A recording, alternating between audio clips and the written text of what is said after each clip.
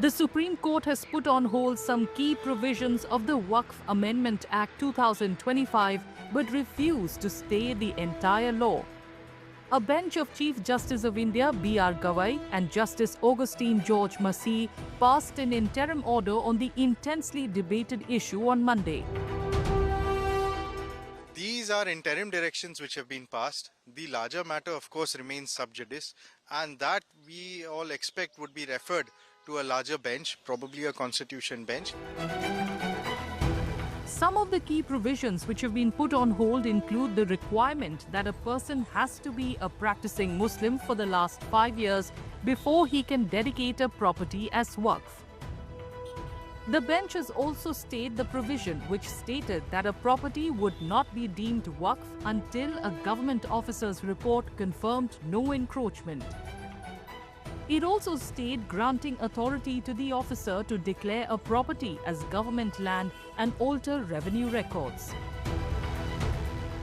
The direction so far has been very clear on certain issues being that the practicing criteria or the qualification criteria of a Muslim to be a part of such a board has been struck down, has been stayed absolutely. No longer the requirement of 5 years is required. Secondly, the directions or the provisions of the Act pertaining to the collector's report on the basis of which the Waqf property could be alienated, that has also been stayed.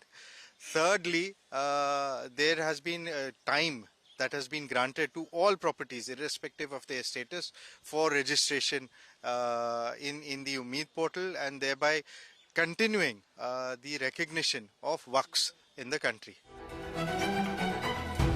On the non-Muslim participation in Waqf boards, the bench declined to stay the provisions but imposed certain limitations.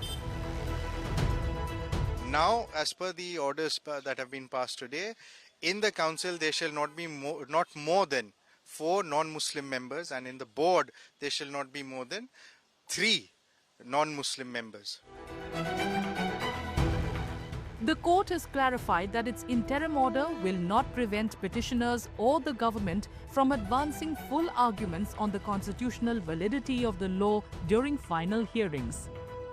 The centre had notified the Act on April 8th after it was passed by the Lok Sabha and Rajya Sabha on April 3rd and April 4th respectively.